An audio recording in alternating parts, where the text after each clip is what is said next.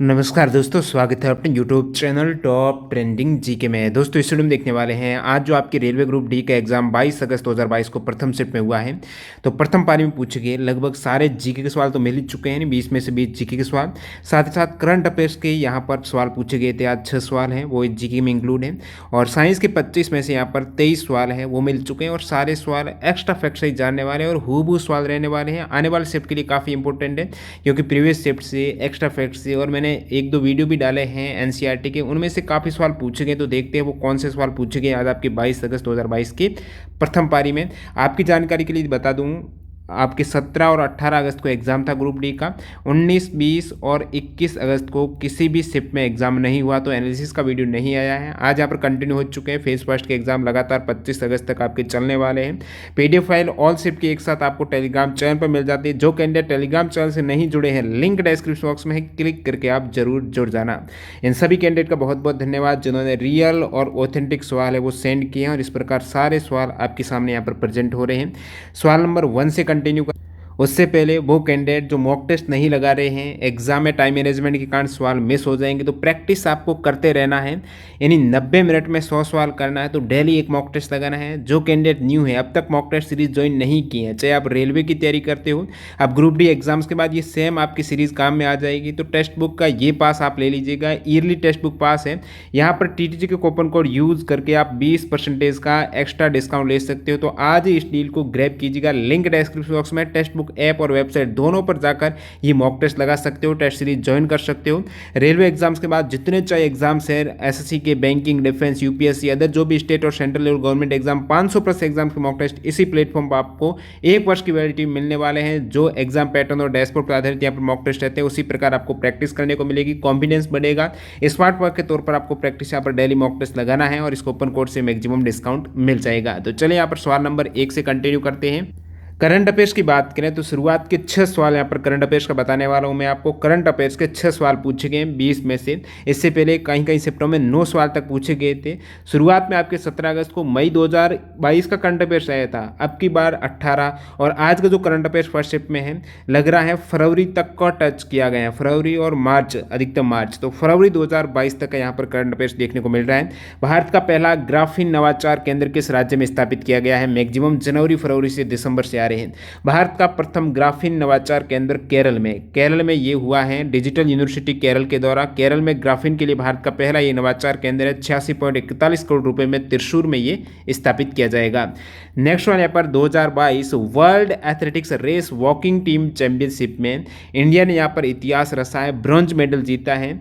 और ये जीता है भावना जाट, रवीना, मुनिता प्रजापति। इन तीनों ने महिलाओं की 20 किलोमीटर रेस में वॉकिंग में ये पहला कांस्य पदक जीतकर इतिहास रचा है। सवाल पूछा है, इन तीनों का नाम दे रखा था और था कि 20 किलोमीटर रेस जो वॉकिंग हुई है ये हुई कहां पर है? तो ये मस्कट, ओमान में हुई है। कहां पर हुई है? ओमान में हुई है। ये नाम है इसका title 2022 world athletics race walking team championship. और इंडिया ने यहां पर ब्रॉन्ज मेडल जीता है इतिहास में पहली बार। जो 3 नाम है, भावना जाट, रवीना, मुनिता प्रजापति, क्योंकि ये टीम वॉकिंग है।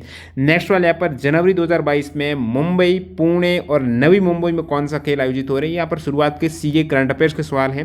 तो 3 जगह पर जनवरी 2022 में, ये भी जनवरी का करंट अफेयर्स है, मुंबई, पुणे और नवी मुंबई में जो खेल गेम्स हुए हैं वो एएफसी वुमेन एशियन कप हुए हैं। 2022 एएफसी वुमेन एशियन कप है जिसमें विजेता रही है चाइना, उप विजेता दक्षिण कोरिया रही है। तो ये एएफसी वुमेन एशियन कप है फुटबॉल वाले।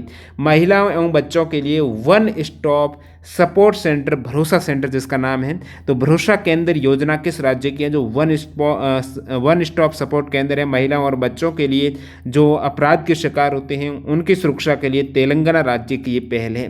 नेक्स्ट यहाँ पर भारतीय सेना ने किसके साथ भारतीय सेना को कॉन्कूर एमएनटी टैंक गाइडेड मिसाइलों के निर्माण और आपूर्ति के लिए 3131.82 करोड़ रुपए के अनुबंध पर हस्ताक्षर किए हैं? फरवरी 2022 का करंट अफेयर्स है। इंडियन आर्मी और किन के मध्य ये एमओयू हुआ है जो कि कॉन्कूर एंटी टैंक गाइडेड मिसाइल के निर्माण के रिगार्डिंग हुआ है? तो भारत डायनेमिक्स लिमिटेड, किसका? भारत डायनेमिक्स लिमिटेड, बीडीएल और इंडियन आर्मी की मध्य ये 3131 करोड़ का एमओयू हुआ है Konkurs M anti tank guided missile के लिए। विज्ञान और इंजीनियरिंग क्षेत्र में पद्म भूषण 2022 से 4 को पद्म विभूषण मिला है 2022 में और 17 को पद्म भूषण दिया गया है।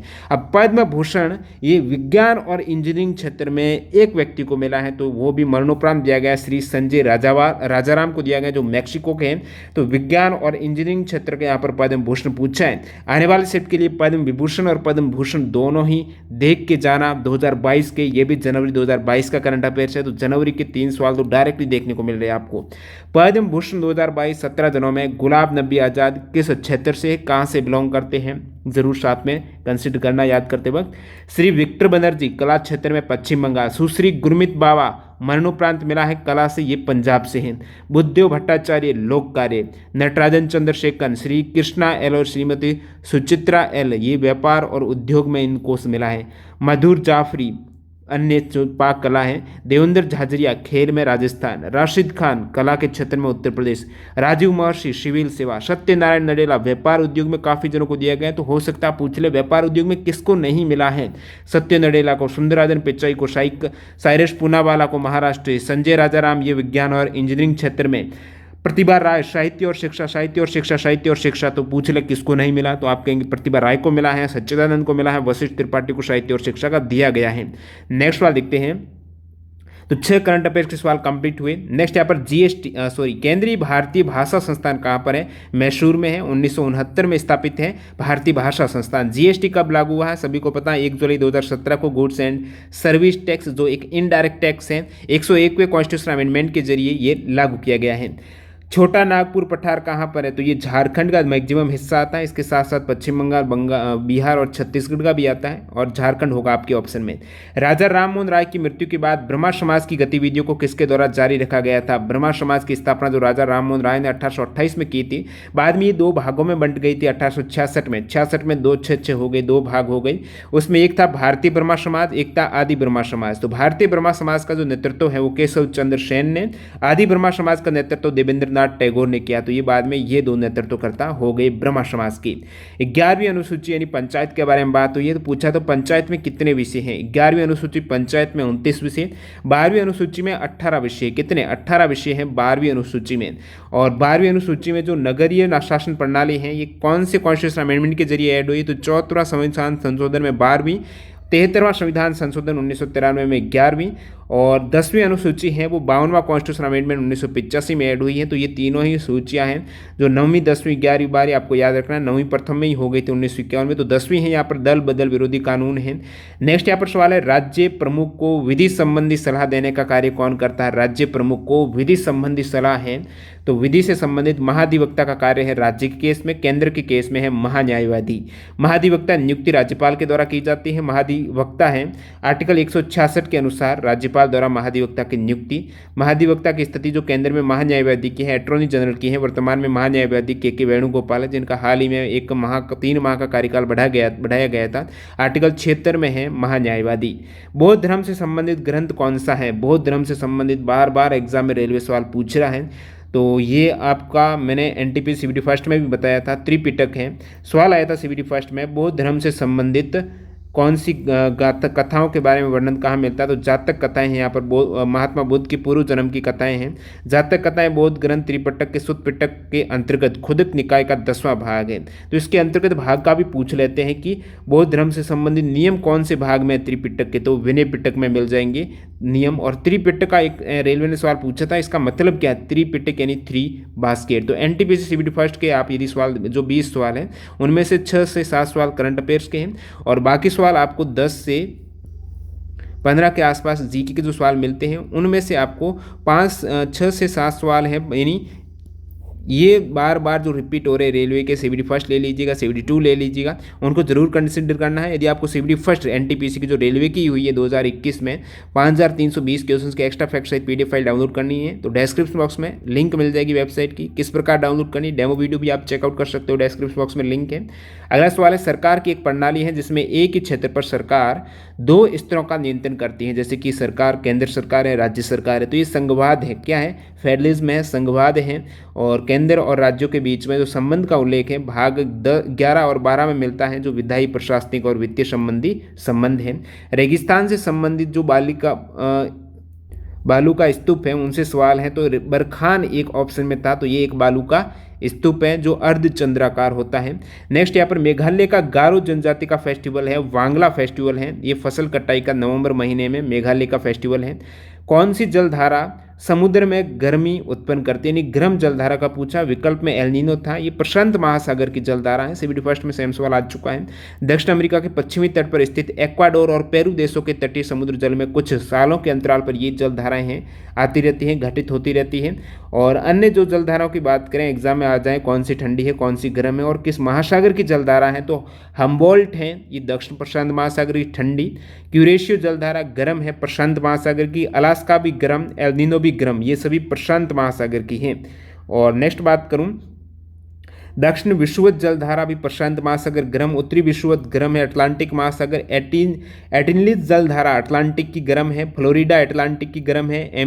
इर्मिंजर है ये अटलांटिक की गर्म है। लेब्राडोर पूछा जाए तो आप कहेंगे अटलांटिक की है, ये ठंडी है लेब्राडोर। मोजाम्बिक है गर्म जलधारा है हिंद महासागर की। अगुलास है ये भी गर्म जलधारा है हिंद महासागर की। बेंगुएला जलधारा अटलांटिक महासागर की ठंडी जलधारा। तो जितनी भी जैसे अलास्का की है, क्यूरेशियो है, ब्राज़ील है, गल्फ स्ट्रीम है, अटलांटिक की है, ये है गर्म जलधारा। ये सभी आप देख रहे हो गर्म जलधारा के उदाहरण। और ये है ठंडी जलधारा हम्बोल्ट, लेब्राडोर, और ये पश्चिम पवन, कैलिफोर्निया, केंद्रीय धारा। तो ठंडी और गर्म दोनों देखना। 100 दिन की रोजगार जो योजना है उसका पूरा ऑप्शन था, अलग अलग महापुरुष के नाम आगे दे रखे थे। जैसे ये है मनरेगा का पूछा है यहाँ पर। महात्मा गांधी राष्ट्रीय ग्रामीण रोजगार गारंटी जो मनरेगा है, Mahatma Gandhi national rural employment guarantee, 25 अगस्त 2005 को यह अधिनियम पारित हुआ। और 2006 में ये कार्यक्रम की शुरुआत 2 फरवरी को हुई है। आंध्र प्रदेश के अनंतपुर से हुआ है। 200 शुरू में अत्यंत पिछड़े जिलों को कवर किया गया था, बाद में पूरे भारत भर में 1 अप्रैल 2008 को शुरू हुई है। इसका नाम पहले था नरेगा। और महात्मा गांधी ऐड हुआ 2 अक्टूबर 2009 को। क्षेत्रीय ग्रामीण बैंक किस वर्ष के अधिनियम द्वारा बनाया गया है? क्षेत्रीय ग्रामीण बैंक की स्थापना 1975 में हुई है, अधिनियम है 1976 का। नेक्स्ट वाला यहाँ पर मध्य प्रदेश में परंपरागत वर्षा जल संग्रहण विधि कौन सी? क्या विकल्प थे? आप इसका सही आंसर जिसको पता कमेंट सेक्शन बता सकते हो, स्पेशल मध्य प्रदेश वाले कैंडिडेट तो। और यहाँ पर वैसे 20 सवाल जीके के हैं, लेकिन एक सवाल एक्स्ट्रा हो रहा, कहीं ना कहीं आप बताना कौन सा सवाल यहाँ पर नहीं था, या फिर हो सकता है एक सवाल था मैंने उसको 2 बना दिए हैं। तो प्रोफेसर पीसी महालनोबिस ने किसकी स्थापना की? ये सवाल था। इंडियन स्टैटिस्टिकल इंस्टीट्यूट की स्थापना है पीसी महालनोबिस ने की थी 1931 में। अब सवाल कंटिन्यू करते हैं अपन साइंस के सवाल। 25 में से 23 सवाल मेरे हैं, 2 कौन से नहीं है वो आप बताएंगे। अवतल दर्पण पर एक प्रतिबिंब वास्तविक, उल्टा और वस्तु के बराबर बनता है, तो वस्तु के लिए आपको पूछा। देखिए जो ऑप्टिक्स है, अपवर्तन परावर्तन, जो लेंस दर्पण है, ये एनसीईआरटी क्लास 10 का चैप्टर 10 है। इसका वीडियो कल ही डाला था 2 घंटे का, मैंने बताया तो 2 सवाल तो पक्के आएंगे। देखिए आज यहाँ पर 4 सवाल इसी चैप्टर से आ गए हैं। पूरा वीडियो देख लेना, उसमें न्यूमेरिकल कवर किए गए, पूरा कंसेप्ट कवर किया गया है। और बेसिक से ऊपरी ऊपरी तौर पर सवाल पूछ रहे या फिर डीपली पूछे तो उस चैप्टर से बाहर नहीं जाएगा, जरूर देखना। यहाँ पर 4 सवाल तक पूछ लिए हैं। अवतल दर्पण पर एक प्रतिबिंब है वास्तविक बनता है, तो अवतल दर्पण पर जो स्थितियाँ हैं सभी को पता है, ईजी सवाल है। जो वस्तु के बराबर प्रतिबिंब बनता है अवतल दर्पण में, वो सिर्फ सी पर, वक्रता केंद्र पर यदि कोई ऑब्जेक्ट है तो उस केस में प्रतिबिंब उसका उल्टा बनेगा।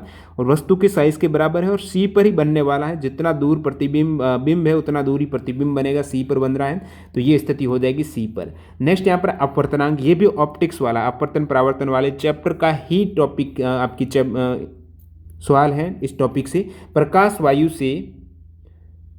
वायु से 1.5 अपवर्तनांक कांच की प्लेट में प्रवेश करता है। कांच में प्रकाश की चाल कितनी है? निर्वात में प्रकाश की चाल 3 × 10⁸ मीटर पर सेकेंड है। एनसीईआरटी का हूबहू सवाल है, क्योंकि जो पीछे वाले सवाल दे रखे हैं एक्सरसाइज के उसी में से डायरेक्टली आया, मैंने अभी कराया है। इजी सवाल है, सभी ने पता ही होगा एनसीईआरटी जिसने पढ़ी है।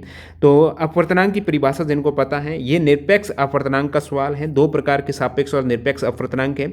जब किसी माध्य आपको नहीं दिया है कि किसके सापेक्ष अपवर्तनांक निकालना है तो वो निरपेक्ष है, तो वहाँ पर आप मानेंगे डिफॉल्ट की वो अपवर्तनांक आपको वायु या निर्वात में प्रकाश की चाल के सापेक्ष निकालना है। तो वायु या निर्वात में प्रकाश की चाल 3 × 10⁸ मीटर पर सेकेंड है। सवाल में नहीं दिया है तो भी आपको ये याद होना चाहिए। तो निरपेक्ष अपवर्तनांक यहाँ पर किसका अब पूछा क्या है? कांच में प्रकाश की चाल पूछी, तो निरपेक्ष अपवर्तनांक कांच का होगा क्या? तो कांच का निरपेक्ष अपवर्तनांक बराबर वायु या निर्वात में प्रकाश की चाल बटा कांच में प्रकाश की चाल क्या है? तो आपको कांच में प्रकाश की चाल है वो निकालनी है, और वायु या निर्वात में दे रखी है, और कांच का निरपेक्ष अपवर्तनांक 1.50 दे रखा है। तो वैल्यू दे रखी 1.50 बराबर आपको V 1.50 दे रखा है बराबर वायु या निर्वात में प्रकाश की चाल 3 गुणा 10 की घात 8 बटा कांच में प्रकाश की चाल v ज्ञात करना। तो यहाँ पर v आ जाएगा 3 गुणा 10 की घात 8 बट्टा में 1.5। तो 1.5 3 से 2 बार जाएगा तो 2 गुणा 10 की घात 8 मीटर पर सेकंड करेक्ट आंसर। नेक्स्ट यहाँ पर अपवर्तनांक के एक और सवाल सापेक्ष अपवर्तनांक का है। माध्यम ए में प्रकाश का वेग 2.25 गुणा 10 की घात 8 मीटर पर सेकंड, माध्यम बी में प्रकाश का वेग 2 गुणा 10 की घात 8 मीटर पर सेकंड है। तो माध्यम ए का माध्यम बी के सापेक्ष अपवर्तनांक निकालना, किसका निकालना वो देखिएगा, माध्यम ए का। ठीक है, दोनों माध्यम में प्रकाश की चाल दे रखी है और माध्यम ए का निकालना है बी के सापेक्ष। तो एन ए बी लिखेंगे आप, जिसका निकालना उसको आगे किसके सापेक्ष है, बी के सापेक्ष। किसका है, ए का, तो नीचे आएगी एक का, ए में वेग जो माध्यम ए में प्रकाश का वेग जिसका निकालना है वो नीचे आएगा और किसके सापेक्ष है वो ऊपर है। तो ऊपर आपको दे रखा है माध्यम बी में प्रकाश का वेग 2 गुणा 10 की घात 8, नीचे माध्यम ए में प्रकाश का वेग 2.25 गुणा 10 की घात 8 और ये बराबर हो गया एन ए बी। यहाँ से आपके 10 की घात 8 से चला जाएगा, 2 बटा 2.25 है, पूर्णतः भाग नहीं जाएगा, ये आंसर होने वाला। बाकी फिगर अलग थी तो हो सकता है आपको सही आंसर मिल जाए, आप कमेंट करना यही आंकड़े थे या फिर अलग थे। नेक्स्ट वाला देखते हैं, 100 ओम प्रतिरोध का एक तार एक बंद वृत्त के रूप में मुड़ा हुआ है, वृत्त के किसी व्यास के अंत में दो बिंदुओं के बीच प्रभावी प्रतिरोध क्या होगा।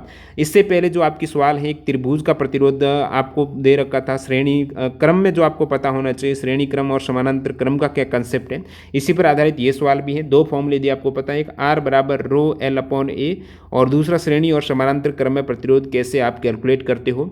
तो यहाँ पर 100 ओम प्रतिरोध का एक तार एक बंद वृत्त के रूप में, अब तार क्या है, एक सर्कल बन गया 100 ओम, उस व्यास कितना है 100, व्यास नहीं उसका प्रतिरोध है तार का 100 ओम। अब वृत्त के किसी व्यास के अंत में, अब ये व्यास हो गया, व्यास के अंत में दो बिंदुओं के मध्य प्रतिरोध क्या होगा, इनके मध्य प्रतिरोध क्या होगा। तो मैं आपको बता दूं R बराबर रो L अपॉन A होता है, मतलब क्या हुआ, प्रतिरोध लंबाई के समानुपाती होता है। ये पूरी तार की लंबाई है, मैंने यहाँ पर क्या किया, लंबाई को व्यास के समानांतर, व्यास आधा बांटता है तो लंबाई ये ऊपर आधी हो गई नीचे आधी हो गई।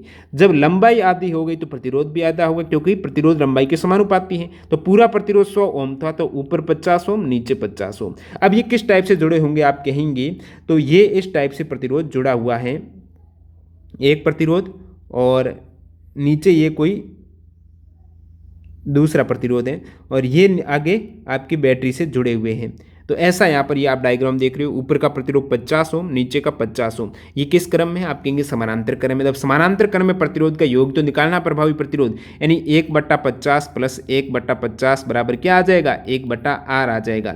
इसको 50 एलसीएम लिया तो 2/50 बराबर 1/R। आपको क्या चाहिए, 1/R थोड़ा ही चाहिए, आपको तो R चाहिए, तो उल्टा करेंगे 50/2 करेंगे तो 25 ओम यहाँ पर करेक्ट आंसर हो जाएगा। कंसेप्ट पता था तो कर सकते थे। आवर्त सारणी में किस ग्रुप के एलिमेंट अम्लीय ऑक्साइड बनाते हैं। आवर्त सारणी में आपको पता है जो धातुएं होती हैं वो क्षारीय ऑक्साइड बनाती हैं, अधातुएं होती हैं वो अम्लीय ऑक्साइड बनाती हैं। धातुओं का भी सवाल पूछा गया, आगे देखेंगे इसी आपके ग्रुप डी के इसी शिफ्ट में। आवर्त सारणी में किस ग्रुप के एलिमेंट अम्लीय ऑक्साइड, तो ग्रुप 14 से लेकर 17 तक 18 क्रिय है, 14 से लेकर 17 तक जो अधातुएं हैं वो सभी अम्लीय ऑक्साइड बनाएगी। विकल्प में ग्रुप 2, ग्रुप 1, ग्रुप 16 एक दिया गया था जो ऑक्सीजन वाला है, तो ये अम्लीय ऑक्साइड जरूर बनाएगी। न्यूलैंड के अष्टक में प्रथम और अंतिम तत्व कौन सा, 17 अगस्त के प्रथम शिफ्ट यानी 17 अगस्त का ही रिपीट हुआ से। हाइड्रोजन प्रथम है, थोरियम अंतिम तत्व है न्यूलैंड के अष्टक का, जो कि 1865 में जॉन न्यूलैंड ने यह आवर्त सारणी का अष्टक सिद्धांत दिया है। उन्होंने ज्ञात तत्वों को परमाणु द्रव्यमान के आरोही क्रम में व्यवस्थित किया, आरोही क्रम में यानी द्रव्यमान के क्रम में इन्होंने एडजस्ट किया है। और सबसे पहला परमाणु द्रव्यमान है वो हाइड्रोजन का और 56वां एलिमेंट है वो थोरियम इनका निकल के आया है। और ये अष्टक नियम है, तो पहला और 8वां तत्व गुणों में समान है। इससे पहले आपकी ग्रुप डी में ये सवाल आ चुका, निम्नलिखित में से कौन से दो एलिमेंट है अष्टक नियम का पालन करते हैं, तो लिथियम और सोडियम उसमें उदाहरण दे रखे हैं। तो हाइड्रोजन फ्लोरीन है, बेरिलियम मैग्नीशियम है, ठीक है। तो और ये सभी आप देख पा रहे हो 8वें तत्व हैं, आवर्ती गुणों में समानता है। तो ये पीरियोडिक टेबल है, आप देख लेना, क्लास 10th में ही मिल जाएगा। समसूत्री और अर्धसूत्री विभाजन संबंधित फिगर देकर आपको स्टेटमेंट पूछे थे। समसूत्री विभाजन और अर्धसूत्री विभाजन का सवाल है, ये आपको क्लास 9th की साइंस की बुक्स हैं उसमें मिल जाएगा। कोशिका वाले में कोशिका का विभाजन समसूत्री और अर्धसूत्री, तो हो सकता है उसी बुक से हो। तो ये आप देख रहे हो अर्धसूत्री विभाजन की फिगर है, ये है समसूत्री की। तो अर्धसूत्री में क्या होता है, जैसे कि कितने क्रोमोसोम हैं, जो मातृ कोशिका हैं उसका डॉटर सेल में किस प्रकार विभाजन होता है? अर्धसूत्री विभाजन 2 बार होता है, समसूत्री 1 बार ही होता है। अर्धसूत्री विभाजन है एक तरीके से लैंगिक प्रक्रिया में होता है, मैं दोनों बता दूं। समसूत्री प्रजनन अलैंगिक होता है, अर्धसूत्री लैंगिक होता है। अब अलैंगिक और लैंगिक का क्या मतलब हुआ? अब समसूत्री जैसे कि कोई भी आपकी कोशिका मृत हो गई है, कोशिका क्षतिग्रस्त हो गई है, अब वो कोशिका दोबारा बनानी है तो समसूत्री विभाजन वहाँ पर होने वाला है। अर्धसूत्री में क्या होता है? प्रजनन होता है। जंतुओं और पौधों के प्रजनन अंग और उत्तकों की विशेष कोशिका विभाजित होकर युग्मक बनाती है, जो निषेचन के पश्चात संतति निर्माण करती हैं, अर्धसूत्रण होता है। तो इसमें क्या होता है? एक तरीके से प्रजनन अंग वाली बात हो रही है, और समसूत्री में है अलैंगिक होती है, लैंगिक वाली बात नहीं होती है। और इसमें 2 विभाजन होते हैं। अर्धसूत्री 2 बार विभाजित मैंने बताया फिगर में। जब कोशिका अर्धसूत्रण द्वारा विभाजित होती है तो इसमें 2 की जगह 4 नई संतति कोशिका, अर्धसूत्रण में 2 की जगह 4 नई संतति कोशिका यहाँ पर आप देखेंगे अर्धसूत्रण हुआ है, 2 बार हुआ है। प्रथम फेज में ये पहले 4 दिख रही थी, अर्धसूत्री में बराबर भाग 2 में बंट गई और फिर संतति कोशिकाएं हो गई, ये 4 संतति कोशिकाएं हो गई। तो ये आप देख सकते हो, इसी कंसेप्ट पर आधारित सवाल पूछा है। समसूत्री विभाजन कोशिका विभाजन की प्रक्रिया जिसमें अधिकतर कोशिकाएं वृद्धि हेतु विभाजित होती हैं, जो सूत्री विभाजन है। इस प्रक्रिया में प्रत्येक कोशिका जिसे मातृ कोशिका कहते हैं वो विभाजित होकर 2 समरूप संतति कोशिकाएं का निर्माण करती है। संतति कोशिकाओं में गुणसूत्रों की संख्या मातृ कोशिका के समान होती है। समसूत्री में ये जीवों में वृद्धि और उत्कों की मरम्मत में सहायता करती है। वृद्धि और उत्कों के मरम्मत में समसूत्री विभाजन होता है, और लैंगिक एक विभाजन लैंगिक प्रक्रिया में होता है, प्रजनन के लिए अर्धसूत्रण। धातु ऑक्साइड की प्रकृति कैसी होती है? तो इससे पहले आपने देखा अम्लीय ऑक्साइड है वो अधातु होते हैं, ग्रुप 14 से लेकर 16 तक। यहाँ पर धातु ऑक्साइड है वो क्षारीय प्रकृति के होते हैं। ग्रुप 1 और ग्रुप 2 आप देखेंगे क्षारीय और क्षारीय मृदा धातुएं हैं वहाँ पर, तो वो सभी एलिमेंट धातु ऑक्साइड हैं वो क्षारीय प्रकृति की होती हैं। अब क्षारीय जैसे आप कहेंगे एल्यूमिनियम ऑक्साइड है, ये दोनों प्रकृति के, अम्लीय भी है क्षारीय भी। जो दोनों प्रकृति के ऑक्साइड हैं वो उभयधर्मी ऑक्साइड होते हैं। एल्यूमिनियम और जिंक ऑक्साइड उभयधर्मी है, ये याद रखना आपको। नेक्स्ट यहाँ पर मानव में कितने जोड़ी अलैंगिक गुणसूत्र होते हैं? ऑटोसोम्स होते हैं 22 पेयर हैं, 1 पेयर होता है लैंगिक होता है। Fe2O3 के एल्यूमिनियम के साथ रिएक्शन करेंगे तो एल्यूमिनियम ज़्यादा अभिक्रियाशीलता श्रेणी में आता है, तो इसको प्रतिस्थापन अभिक्रिया कहेंगे। एल्यूमिनियम यहाँ पर आयरन का प्रतिस्थापन कर देता है और एल्यूमिनियम ऑक्साइड बन जाता है और आयरन अलग हो जाता है। तो किसका ऑक्सीकरण हो रहा है, किसका अपचयन हो रहा है? तो आप कहेंगे आयरन के साथ पहले ऑक्सीजन था और यहाँ पर हट गया है, तो ये आप फेरस ऑक्साइड जो आयरन ऑक्साइड है इसका क्या हुआ है? इसका हो गया है अपचयन, क्योंकि ऑक्सीजन गायब हुआ। और एल्यूमिनियम पर पहले कोई भी ऑक्सीजन नहीं था, ऐड हुआ है, तो एल्यूमिनियम का ऑक्सीकरण हुआ है। नेक्स्ट यहाँ पर यीस्ट किण्वन का उपयोग किस में होता है? यीस्ट का उत्पादन ये ब्रेड और शराब बियर बनाने में किया जाता है। तो ये जो खमीर है यीस्ट है, ये चीनी को अल्कोहल में परिवर्तित करके ऊर्जा प्राप्त करने के लिए किण्वन करता है। तो अल्कोहल बनाने के लिए किण्वन होता है यीस्ट का। अमाशय में पेट में कौन सा अम्ल स्रावित होता है जो अमाशय को क्षति पहुंचाए बिना भोजन के पाचन में मदद करता है? तो पेट में होता है हाइड्रोक्लोरिक एसिड होता है। तो ये वाला स्टेटमेंट 2 करेक्ट है। नेक्स्ट यहाँ पर आपको दे रखा है V बराबर 5 वोल्ट, आई धारा आपकी करंट दे रखी है 2.5 मिली एम्पियर दे रखी है, याद रखना। और प्रतिरोध ज्ञात करना, V बराबर IR ओम के नियम से होगा, लेकिन मिली एम्पियर को आपको एम्पियर में बदलना होगा। ऐसा यूनिट होती है एम्पियर धारा की, न कि मिली एम्पियर। अब यहाँ पर वोल्ट 5 वोल्ट है और मिली एम्पियर को एम्पियर में बदलना है, तो 1000 से आप भाग देंगे, 10 की घात 3 से आप भाग देंगे, तो वो हो जाएगा 0.0025 है ना। ये 2.5 का 1000 से भाग दिया तो 3 यहाँ पर आ जाएगा छोड़कर दशमलव, तो 0.0025 एम्पियर। मिली एम्पियर को एम्पियर में बदला। और आपको चाहिए क्या? आपको R चाहिए, R बराबर V/I हो जाएगा। V 5 है, I है 0.0025। इसको आप ऊपर नीचे 10,000 से गुणा कर दीजिएगा, तो ये हो जाएगा 25 और यहाँ पर हो जाएगा 25 दूनी 50 और 3 0 2000 ओम यहाँ पर करेक्ट आंसर है। नेक्स्ट सवाल, what happen when ethanol react with sodium? Sodium की अभिक्रिया अल्कोहल से कराए तो कौन सी गैस मुक्त होती है? हाइड्रोजन गैस मुक्त होगी। अगला सवाल, what is the production organ of flowering plant? पुष्प के जननांग, पुष्प के 2 जननांग, पुंकेसर नर जननांग, स्त्री केसर मादा जननांग हैं। तो ये NCERT से आप देख सकते हो, इस प्रकार की फिगर आपकी है डायग्राम। तो इसमें आप देखेंगे स्त्री केसर के ये 3 भाग हैं, याद रखना। पूछ रहे निम्नलिखित में से कौन सा स्त्री केसर का भाग नहीं है। ऑप्शन दे देंगे आपको वर्तिकाग्र, वर्तिका, अंडाशय और एक दे दिया आपको तंतु। तो यहाँ पर तंतु और परागकोश पुंकेसर के भाग हैं जो नर जननांग है। स्त्री केसर में वर्तिकाग्र, वर्तिका, अंडाशय। पूछ लें निम्नलिखित में से, इसको ए बी सी दे देंगे क्योंकि इस टाइप से फिगर के सवाल आ रहे हैं बायोलॉजी की। मैं जल्द उसका टॉपिक का कवर करूंगा एनसीईआरटी से। अंडाशय यहाँ पर सबसे नीचे है अंडाशय, ये वर्तिका, वर्तिकाग्र है और पुंकेसर में परागकोश और तंतु हैं, पंखुड़ी है, बाह्य दल, ये अलग भाग हो गए। अब यहाँ पर आप देख रहे हो 2 जननांग है, नर और मादा, स्त्री केसर और पुंकेसर, जिसमें एक ही जननांग होता है वो पुष्प, जैसे कि पपीता और तरबूज। ये एनसीईआरटी से एकलिंगी और उभयलिंगी को उदाहरण दे रखे हैं, जरूर आने वाले शिफ्ट में सवाल 100% देखने को मिलेगा इनसे भी।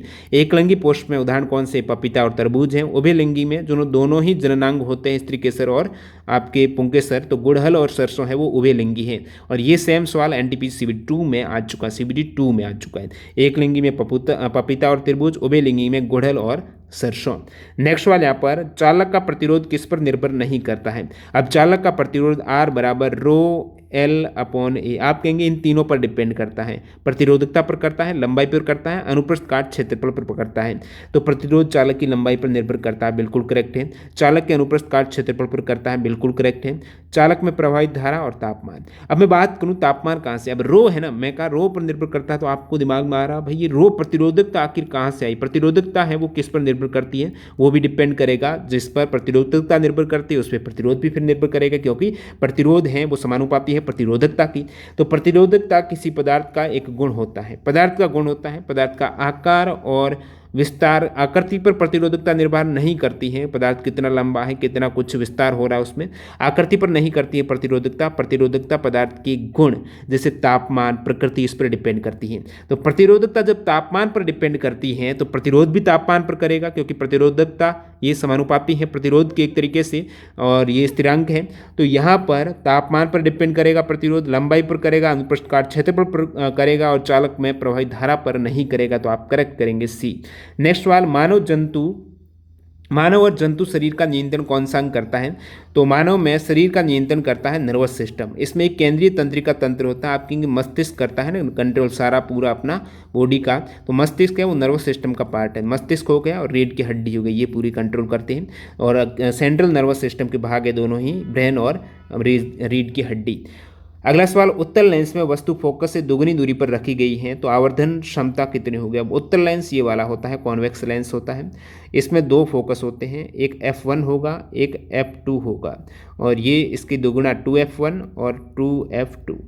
तो यहाँ पर उत्तल लेंस में वस्तु फोकस से दुगुनी दूरी पर रखी गई, यानी 2f पर आपकी वस्तु रखी गई है और उसका आवर्धन निकालना है। अब आपको पता होगा अवतल दर्पण हो गया, उत्तल लेंस हो गया, जब 2f पर हो या फिर अवतल दर्पण में केंद्र वक्रता केंद्र शीर्ष पर हो, प्रतिबिंब 2f का 2f ही बनेगा, और जितना हाइट होगा प्रतिबिंब का उतना ही प्रतिबिंब का हाइट होगा। साथ ही साथ ये दूरी डिस्टेंस समान है 2f अपने आप में, और क्या हो जाएगा, और यहाँ पर उल्टा और वास्तविक प्रतिबिंब बनेगा। आवर्धन होता है क्या, तो आवर्धन m होता है। मैं ये पूरा टॉपिक्स, ये चौथा सवाल आप कहेंगे ऑप्टिक्स का जो करा चुका हूँ। आवर्धन m जैसे लेंस के केस में होता है v/u, दर्पण के केस में आवर्धन होता है m बराबर -v/u होता है। तो ये आपको पता होना चाहिए आवर्धन फॉर्मूले में। या फिर आवर्धन होता है प्रतिबिंब की ऊंचाई बटा बिंब की ऊंचाई। प्रतिबिंब की ऊंचाई आप कहेंगे प्रतिबिंब उल्टा बन रहा है, किस साइड में बन रहा है, नीचे की साइड में, नीचे की साइड में सारी दूरियां माइनस में, तो प्रतिबिंब की ऊंचाई माइनस में, बिंब की ऊंचाई ऊपर की साइड में प्लस में। और ये दोनों हैं, बिंब और प्रतिबिंब समान हाइट के हैं, तो कोई आपस में कट हो जाएगी, एक एक लेंगे तो कट हो जाएगी, तो -1 इसका आंसर होगा। समान भाग, जैसे कि बिंब की दूरी 5 सेंटीमीटर तो प्रतिबिंब की 5 सेंटीमीटर होगी, तो दोनों को 5 और भाग 1 हो जाएगा, और माइनस है ऊपर तो माइनस सिंबल आएगा, -1 करेक्ट होगा, प्लस नहीं, -1 जो कैंडिडेट किए उनका करेक्ट है। और इसको v/u से भी आप कर सकते हो, क्योंकि लेंस में जो आवर्धन का सूत्र रहता है वो रहता है डायरेक्टली m बराबर v/u रहता है। तो यहाँ पर आप देखेंगे v/u, तो v होता है प्रतिबिंब की दूरी, प्रतिबिंब की दूरी राइट साइड में प्रतिबिंब बन रहा है प्लस में, ठीक है, और बिंब की दूरी लेफ्ट साइड में बिंब है तो माइनस में, प्लस बट्टा माइनस तो माइनस में, ये भी आंसर है, -1 आंसर करेक्ट। अजैव निम्नीकरणीय के कम होने का क्या कारण है। अजैव निम्नीकरणीय जो जैसे कि मैं बात करूँ प्लास्टिक हो गया, ये वे अपशिष्ट पदार्थ हैं, वेस्टेज हैं जो हानि रहित पदार्थों में नहीं तोड़ा जा सकता है। जैव निम्नीकरणीय है, बैक्टीरिया प्रक्रिया से वो अपघटित हो जाते हैं। जो अपघटित नहीं होने वाले पदार्थ है वो अजैव निम्नीकरणीय। तो अजैव निम्नीकरणीय पदार्थों की कमी करनी है तो आप क्या करेंगे? तो आप क्या करेंगे, जो अजैव निम्नीकरणीय पदार्थ है उनका यूज नहीं करेंगे। जैसे कि प्लास्टिक थैली के स्थान पर जूट के थैली का उपयोग करेंगे, तो यहाँ पर ये करेक्ट है। बाकी यूज एंड थ्रो का ज़्यादा उपयोग थोड़ी करेंगे, प्लास्टिक का आप ज़्यादा उपयोग करेंगे यूज एंड थ्रो वाली प्लास्टिक का, उस केस में उसका निम्नीकरण होगा नहीं। प्लास्टिक का ज़्यादा उपयोग तो ये होगा ही नहीं, क्योंकि अजैव निम्नीकरणीय आपको कम करना बढ़ाना थोड़ा ही है। लोगों में समझदारी आना, समझदारी वाला भी सही लग रहा, लेकिन ये वाला सही हो जाएगा। नेक्स्ट यहाँ पर विच सॉल्यूशन कैन टर्न, समझदारी आने से क्या होगा, धरातल पर काम जब होगा जब जूट के थैलों का उपयोग होगा। ठीक है, कौन सा घोल फिनोप्थलीन को गुलाबी कर सकता है? Which solution can turn phenolphthalein pink. अब फिनोप्थलीन है, इसको आपको पिंक में कन्वर्ट करना है, ये कलर लेस होता है, तो ये जब क्षारीय विलयन में रिएक्शन करेगा तो अपने आप में पिंक में बदल जाएगा। क्षारीय विलयन जो है NaOH हो गया, सोडियम हाइड्रोक्साइड है, तो क्षारीय यहाँ पर इसको जो एल्कलिन सॉल्यूशंस है वो कन्वर्ट करेगा पिंक में। अवर्णी लवक कौन सा है? वह अवर्णी है ल्यूकोप्लास्ट। 3 वर्णक आपके प्लास्टिड होते हैं, जिसमें ल्यूकोप्लास्ट है वो अवर्णी होता है, क्लोरोप्लास्ट है, एक जो क्रोमोप्लास्ट होता है जो वर्णी होता है। तो वर्णी लवक है क्रोमो, और ल्यूकोप्लास्ट भी आगे 3 प्रकार का होता है। ल्यूकोप्लास्ट खाद्य सामग्री का भंडारण करता है, जो प्रोटीन वगैरह है। प्लास्टिड है, जैसे प्लास्टिड यानी लवक। अब लवक है, प्लास्टिड शब्द है ये हेकल द्वारा दिया गया है, और प्लास्टिड को क्लोरोप्लास्ट नाम दिया था वो शिम्पर ने दिया था, और ये जो पादप कोशिकाओं में पाया जाता है। नेक्स्ट यहाँ पर विद्युत धारा किस में प्रवाहित होती है? तो जितने भी मेटल्स है उसमें विद्युत धारा प्रवाहित होगी। मैग्नीशियम मेटल्स हैं, बाकी अधातुएं हैं तो अधातुएं में नहीं होती है। चुंबकीय क्षेत्र के प्रेरण के द्वारा व्युत्पन्न धारा क्या कहलाती है? इस टाइप से सवाल था। तो चुंबकीय क्षेत्र से क्या होता है? इलेक्ट्रोमैग्नेटिक इंडक्शन होता है, प्रेरित चुंबकीय क्षेत्र रहता है जहाँ से धारा उत्पन्न होती है। एडी करंट बोल सकते हो उसे, अल्टरनेटिंग करंट यहाँ पर उत्पन्न होती है। तो ये 25 में से 23 सवाल एग्जैक्ट सवाल हैं जो आपके सामने। और सबसे पहले अपन ने करंट अफेयर्स देखे, जीके के 20 सवाल कवर हो गए हैं। एफर्ट के लिए लाइक ज़रूर कर देना, क्योंकि इस टाइप से पूरे के पूरे सवाल लगभग एक्स्ट्रा फैक्ट सहित कोई भी प्लेटफॉर्म पर आपको नहीं मिलेंगे कम समय में, तो आने वाले शिफ्ट के लिए काफ़ी इंपॉर्टेंट रहते हैं।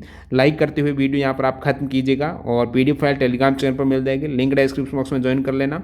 और इस एफर्ट के लिए जो कैंडिडेट मॉक टेस्ट लेना ही चाहते हैं तो टेक्स्ट बुक पर TTG के कूपन कोड ज़रूर यूज़ कर लेना। धन्यवाद।